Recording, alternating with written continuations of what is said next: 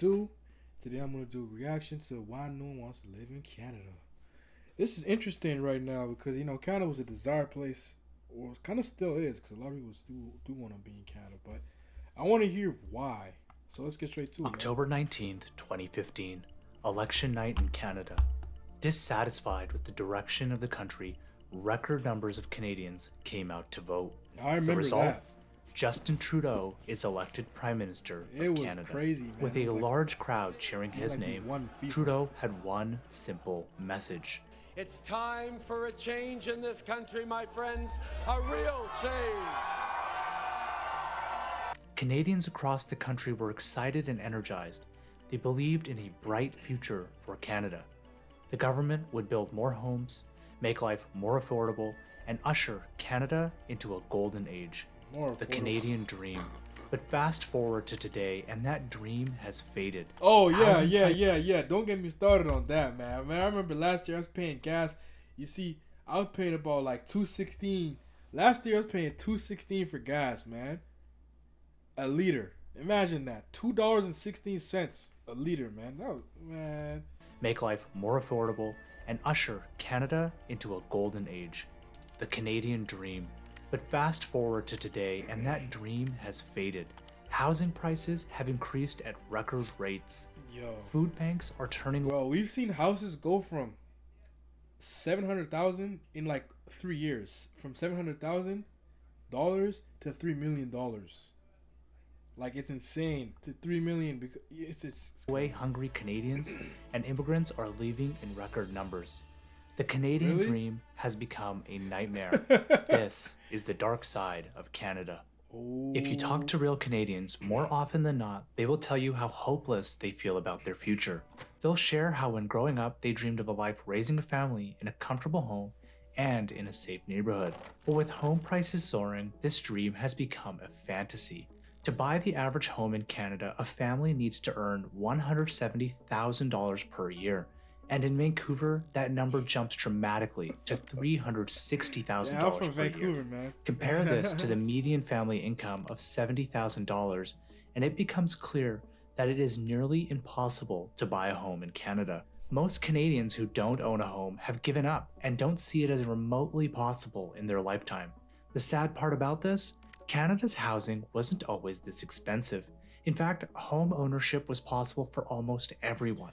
But That's in the true. last few decades, housing prices have increased so much faster than wages. It was actually easier. I remember I had one teacher telling me, like, this guy was telling me that he bought his first house for $1,000. Like, not teacher, he was a professor of mine, an accountant, and he told me that he bought a house for $1,000 in like Vancouver area. So that area right now, them homes are going for like $3 million, and he said he bought them for about 1,000 something. I don't know if he was lying or not, but he said $1,000, which is insane. The jump is just. That it has forced citizens to abandon the hope of home ownership. Even if you can afford a home, you aren't getting very much. Take Vancouver, for example. The average home here is nearly $2 million, and it looks like this. Who wants to spend nearly $2 million on a small home like this when you can get a mansion in places like Austin for the same amount? And that's why a lot of Canadians are now flocking to the USA right now, because they're like, yo, if I want to spend, because $1 million is a lot of money still. Like, it's money, you know what I'm saying? But now, I mean, $1 million nowadays is worthless, you know what I mean, in North America, really. I can't speak for the whole world. But $1 million home growing up was, yeah, you talking about a mansion with a pool, with your garden, you know what I mean?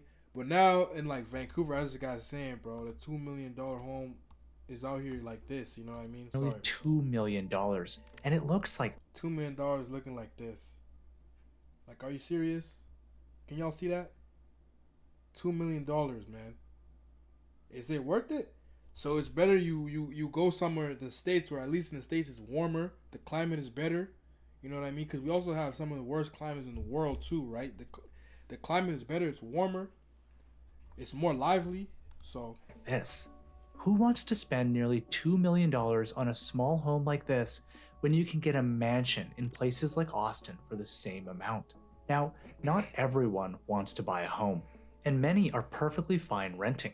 But renting is just as hard as buying a home. Due to years of underbuilding, NIMBYism, population growth, and government red tape, What's the NIMBYism? supply of rental units is far outweighed by demand. Across Canada, rental vacancy sits at an all-time low of 1.5%. This means people are fighting to find a place to live. Each application for an apartment is met with hundreds of competing applications, and renters are left feeling hopeless. It's getting to the point where you can choose to keep a roof over your head or you can choose to keep the lights on and eat, but you can't do both. The low levels of vacancy are leading to skyrocketing prices. Landlords realize that What I don't understand about Canada though is, bro, we are the second biggest country on earth. Like, second biggest country. Like, I'm talking about, after Russia, it's Canada, right? Second biggest country. But we're all locked in these small little cities. Like, I'm talking about Lower Mainland, all near the U.S. border. Bro, there is so much land that's not touched that they can build brand new cities. I don't understand. The population is growing. I never hear them say, today we're gonna announce that we're gonna make a new mega city here. No, we're stuck in 3 cities only. Meanwhile, the States has like 10 different cities, bro. You got Miami, you got New York, you got Los Angeles, you got San Francisco. Within one state, you got four different major cities within one state. You got Las Vegas, you got Houston, you got Dallas, you got, I can keep going and keep going. You know what I'm saying? You got Scottsdale City or Phoenix. You know what I mean? I can keep going. Chicago, I forgot Chicago. How could I forget Chicago? Meanwhile, we only have 3, which is the big 3, which is Montreal, Toronto, and Vancouver. How did I forget my own Vancouver, man? Come on. See, that we only got the big 3. Now people are starting to move to smaller places like Edmonton and Calgary and, places in Winnipeg. You know what I'm saying? But the problem with that is they're not as developed, like mass developed as Vancouver, Toronto, or Montreal. The jobs aren't as diverse. And also the reason why we're having certain issues is because they're not bringing people, like, you know what I'm saying, to those smaller cities. But at the same time, how can you bring okay, imagine you moving all the way from where you're coming from. You're coming to Canada. You want to be where the Canadian dream is at. You want to be where the Canadian jobs are at, where the Canadian infrastructure is at, right? No wonder why Toronto is crowded. No wonder why Vancouver, like, I don't understand this. Why can't we just, you know what I'm saying, just decide, hey, we're going to go build this new city, man. You know what I mean? That's what I do not understand at all. That's what I don't understand. And as a youth in this country, you know what I mean? Like, I have a right to speak. I'm just saying, like, because we're the future, you know what I mean? We're the future, right? So I'm just thinking, like, yo, what's really the future? I think we should go back to the title of being I feel like, you know what I'm saying, Canada is a developed country, but they need to start taking a mentality like we're a developing country again. You know what I mean? Because there is no need to have a housing crisis in the second largest, biggest country on earth. I'm sorry. That renters have few options, and It doesn't therefore make they any continue sense. to raise rents to extract maximum value. Our landlord increased our rent by $7,000 per month. The outcome? Huh? Rents continue to rise uncontrollably Rents getting and will bigger, but do so housing getting for years to smaller, come. For example, the average 1-bedroom apartment in Toronto and Vancouver is nearly $3,000. After taxes and rent, Canadians barely have enough money to make ends meet. People are skipping meals, taking up multiple jobs. And this is why the country is having no fun anymore, because of all that, bro. You know what I'm saying? People don't have that extra money, you know what I'm saying? People will not have that. And that's why we're not getting these nice stores that I'm seeing in the world. Like, I saw in Thailand, they just opened up this crazy Louis Vuitton store. And I'm like, Thailand got a crazy new Louis Vuitton boutique and all that. Like, we should be having that too. You know what I mean? But I'm not seeing none of that coming through. I'm not seeing no luxurious things coming at all. Like, and the reason why is because we don't have a lot of disposable. I'm not gonna say we. You know what I'm saying? Because I'm making paper, man. I'm putting that out there, man. I'm putting the energy out there, man. Money's coming to me. You know what I mean? I live an abundant life. You know what I'm saying? But anyways, back to what I was saying though. People don't have disposable income like that. They just focus on work. And gotta pay rent, work, pay rent, pay rent. And that's why nightlife is not bumping. Clothing is not bumping. Just life is not, bumping at the way it used to be. You know what I mean? People are too focused on work. Living in their cars and more. Debt has become an absolute necessity to make ends meet. And Canada now has the 3rd highest household debt to GDP ratio on Earth. I heard we got All number of this 1 now, is though. compounded by the inability of the government to help. In fact, many would argue that the government is making life much harder for Canadians. The problem with housing affordability is a combination of federal and local government policies and inaction. On a federal level, Prime Minister Justin Trudeau has overseen the largest increase in Canadian real estate prices in history. Much of this is due to his immigration policy. Since 2016, the government has admitted nearly 3 million immigrants into the country. That is a record and 40% higher per year in the last few decades. 3 To make million? matters Dang. worse, there are over 1 million foreign students in the country. By increasing the Facts. population so significantly In in class, such you a got all short foreign period of students, you know what I time, mean? the government has squeezed an already underbuilt housing market. It is simple economics. Increasing demand without increasing supply causes prices to go up. Furthermore, most That's what I'm not understanding. You know, immigrants. I feel like immigrants blaming on immigrants is just the what's it called? Is the cheapskate blame? Like, you know, that blame on. No. First of all, you're supposed to develop new cities. So Edmonton, Quebec City, you know, all these smaller cities, Okanagan area, you know what I'm saying, Abbotsford, they're supposed to get mass developed now. It's time to, like, you know, you know what I'm saying, mass develop. And I'm not talking about build skyscrapers. No. I'm talking about build communities, build real deal communities. Yes, you can have a little city center, but create new downtowns and all that and stuff like that. Not to shoot a bunch of skyscrapers that are costing $4,000 a month for rent. No. I'm talking about real deal, actually building new cities with new malls, new places to work at, new business centers, you know what I mean? New office spaces, you know what I mean? Because the reason why it's getting super expensive again is because we're all trying to fight for this one resource. There's too much of demand, but you know what I'm saying? There's too much of a demand. You know what I mean? It's not blaming immigrants for me is a cheapskate. Is not the real blame. It's the fact that our country's not building enough. That's Most it. immigrants are looking for entry-level homes and apartments, placing a disproportionate amount of pressure on average and young Canadians who are looking for a starter property. For example, many students at UBC can no longer find housing and now live in vans and parking lots to survive. I have to wait, Are I you guess, serious? more than a year to get a housing in Yo, campus in UBC. hold on, man. My friends who be at UBC, is that really be going down, bro? Like, people really be living in vans and going to UBC? Are you serious? What? In vans and parking lots to survive. I have to wait, I guess, No way. more than a year to get a housing on campus in UBC. One student even flies from a different city because it's cheaper than rent. Oh, I heard Rooming about houses that, are bro. also commonplace across the country, where landlords squeeze 5 students into one bedroom to maximize profits. Yeah. I remember one time, you know, I was just looking at homes, you know what I mean? Like, you know, just trying to find. That's funny. Ironically, they got this whole thing right here. This is the new developments. But, you know, I was looking at online and I was looking, you know, places like to rent. So I saw this price. I said, oh, this looks good. It's only $1,000. Oh, you're gonna be sharing the space with about 5 others. I said, man, you got me messed up, man. Immigration isn't the only reason for rising prices, though, and it's Okay, easy thank for you. folks to point the finger. But Thank Canada you. has underinvested in housing for decades. In fact, CIBC estimates that Canada needs 5 million more homes by 2030 to achieve affordability targets. Developers agree this is impossible. Of course, you can't flick the switch overnight to build homes, and in Canada, local governments have shown an unwillingness to invest in housing. For one, citizens who own homes are often against development, as it would lower the value of their properties. Permit approvals are hard to get, and NIMBYism challenges most large developments. Elected officials know this, and therefore don't push hard for housing to avoid losing an election. Furthermore, each city and province levies a No. Okay, now I get what NIMBYism is. No, the issue is this. Okay, imagine you spent, like, you know, you have a nice suburban area, right?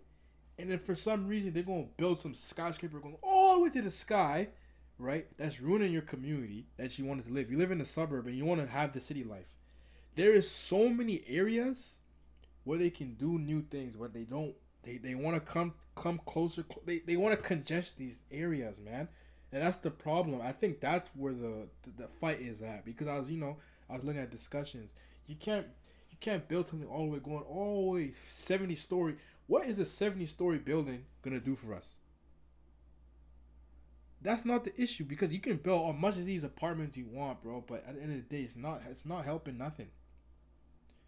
I mean, it could help some, but bro, who's really gonna be living in the, you know what I'm saying? Which young families? Because right now, the ones who are mostly hit are families. It's not, you know, those people solos. It's people with families that are getting hit with the issues. You know what I mean? They need to build more townhomes, more houses, more suburbs. Suburbs are good. I'm telling y'all the truth. Suburbs are good. There's space. There's community. There's everything. Suburbs. You can have your little city center, of course. But you know what I mean? Don't just think, oh yeah, so I'm gonna in the middle of the suburb, yeah, I'm gonna put a bunch of and then you're gonna bring congestion, and then no one wants to live there. Multitude of taxes that drive the cost and timeline for development. In some cities, this can add over 20% to the cost of a home, and this cost is directly passed on to consumers by developers. A part of the reason taxes and red tape continue to increase is the government is growing faster than the population. From 2020 to 2023, the BC government grew by 23%. Compare this to the private sector, which grew by only 1%. This explosive... But is it true that the private sector doesn't want to invest too much in Canada because the taxes are getting too high? Hopefully he talks about the high taxes in Canada, because that's another one. Job growth requires more taxes. A similar pattern can be seen in the federal government, which has added nearly $20 billion a year in costs since 2015. And the final nail in the coffin for housing affordability? Foreign investment. Canada is an extremely attractive and safe place to invest your money, but it also happens to be one of the easiest places in the OECD to launder money.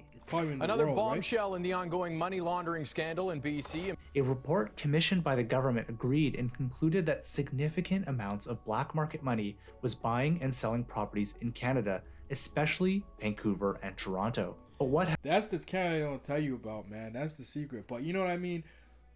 That being said, a lot of people be thinking, oh yeah, Western countries don't have foreign people. No. Foreign investors is big out here, man. It is big out here. So I was talking to some people who are like, you know, in the African continent with different countries, and say, oh yeah, foreign person this, foreign person that. They're buying properties.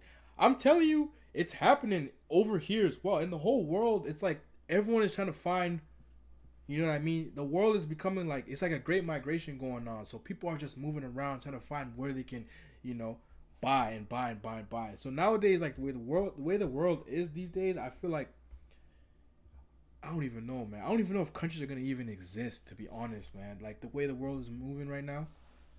Because people are just living where they want to live, you know? What has the government done to stop this? Nothing. Money laundering is just as easy as ever. Now, housing is just one component of this nightmare. What about everyday costs Canadians face?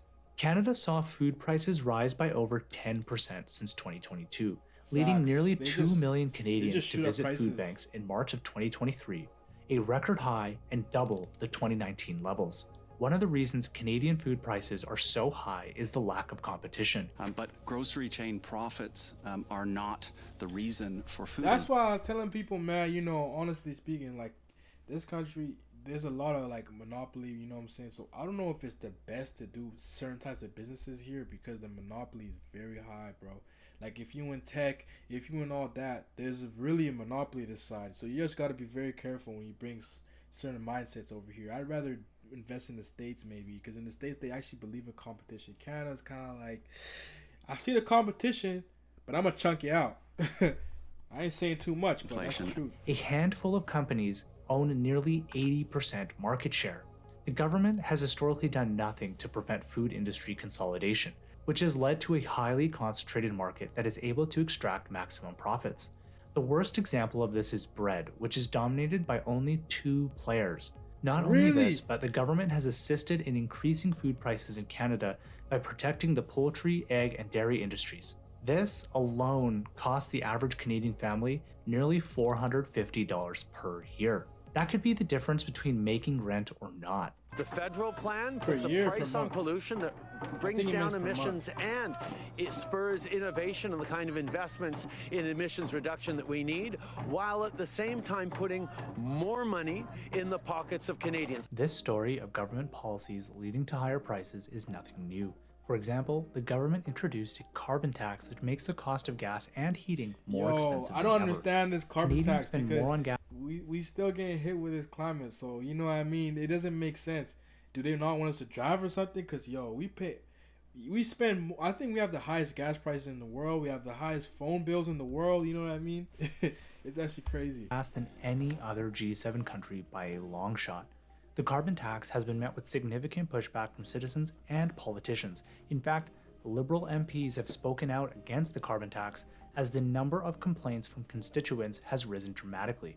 This came to a head in the Atlantic provinces when citizens could no longer bear the cost of the carbon tax given the use of expensive and very dirty fuel oil. And The oil Liberal comes from government us. That's the funny conceded part. and dropped the tax in an effort to not lose support. Recently, the government has pushed the narrative that most citizens are better off in spite of carbon taxes due to rebates. However, the parliamentary budget officer clarified and said that citizens are worse off if you include the economic implications. But this isn't just limited to carbon taxes.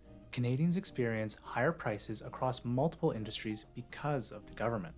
The most glaring example is telecommunications. Oh, I just said it. Are we paying too much for cell phone I and just internet said it. bills here in Canada? Absolutely. The Canadian wireless market is the most expensive in the world, 7 times more expensive than Australia and 1,000 times more expensive than Finland. Yep. The craziest part is that the 4th largest player, Shaw, was recently acquired by the largest player in the country, Rogers, Monopolies, and the bro. government did nothing to stop it. In most countries, such a deal would most likely be stopped or delayed. But in Canada, major corporations have extreme influence and often get away with these anti-competitive transactions. You see what I'm Banking saying? is similar. That's why I was telling y'all, bro. Like, if you're really trying to do business, there's certain businesses you can do. We can have a private discussion, but there's certain businesses you can do this side. But such businesses like that involving money, involving technology and stuff like that, this place is not really it for it. Not really it for it. You know what I mean? You can do that in the States, because in the States they believe in competition. It's capitalist over there, man. You know, you better step up your game. But over here, not quite, buddy. They'll tell you can go back to school. You better be a doctor, but don't come and try to be on the tech game. Don't be no tech giant. Even money transfer and issues like things like money transfer and all that. Banking, online banking. Don't try to come here thinking you can make some online banking business. It's very. These guys are sneaky, I tell you. There is no competition nor options for consumers. To start up a bank is nearly impossible in Canada due to tight regulatory controls that favor large entities. This has led to Canadians paying some of the highest banking fees. I could have made this video myself. It is estimated that Canadians pay $250 more per year on banking fees than peers in the UK We have and the Australia. highest banking Why? fees in the world? No competition. Now, I could list a million more examples, but the conclusion is the same. Canada is extremely expensive. One way to counter this is to grow the economy and introduce high-paying jobs. However, Canada has struggled to do this. But then you know what's so funny? Because I had this conversation, about getting high. Yeah, I agree. Give us higher paying jobs, but you know how this country is. The higher the job, that means higher the pay, the higher the cost of everything. So you know what I'm saying? Example, they pay us higher, all of a sudden we're going to be buying all these foods and all that at least 20% higher. You'll see.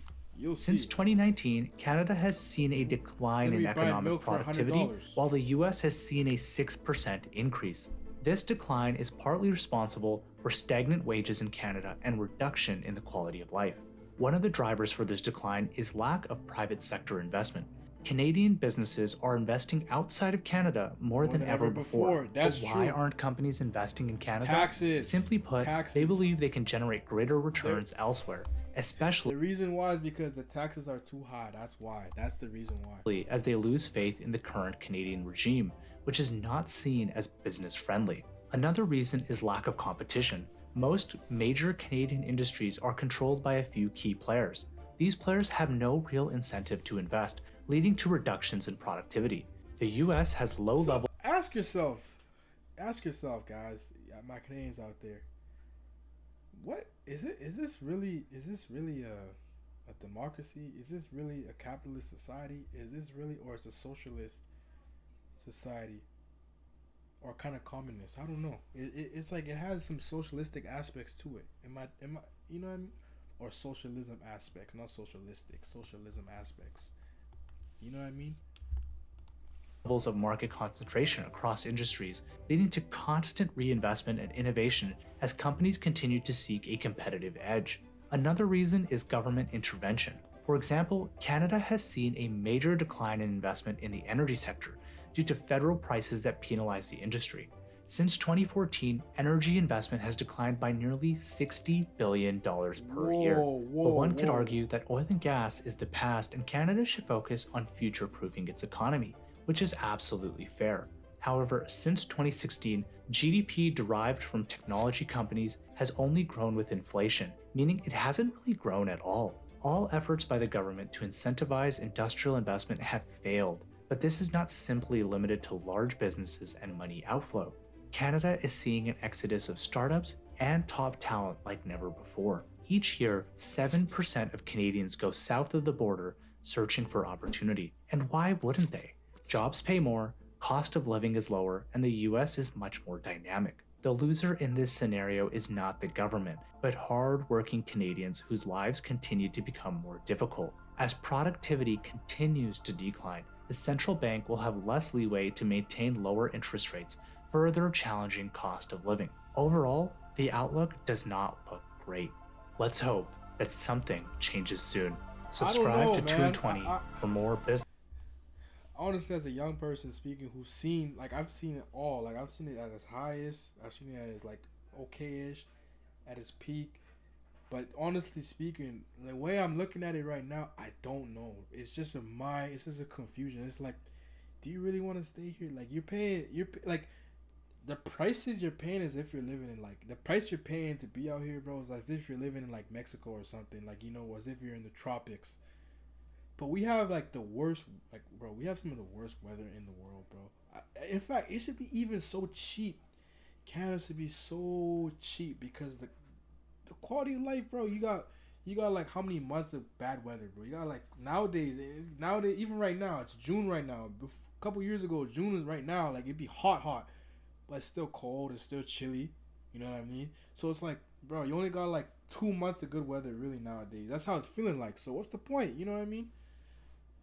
It's peaceful though. I'll give that. It's peaceful. That's what I would say. Peace is peaceful. But now we're getting hijacking and all that too is coming up. You know what I mean? We got hijacking in the East Coast. They're hijacking cars and shipping them to, like, different places in the world, stuff like that. And robberies is getting big this side. It's like, what's going on, man? I don't know what's going on, to be honest. You know what I mean? I don't know what's going on, but I hope our country, you know, picks itself up. But personally, yo, as someone who's ambitious, this is home, but I might have to become a foreign investor or something. Anyways, y'all, much love to y'all who made this far. It's your boy Banks for time for me. I'm out. See you on the next stream.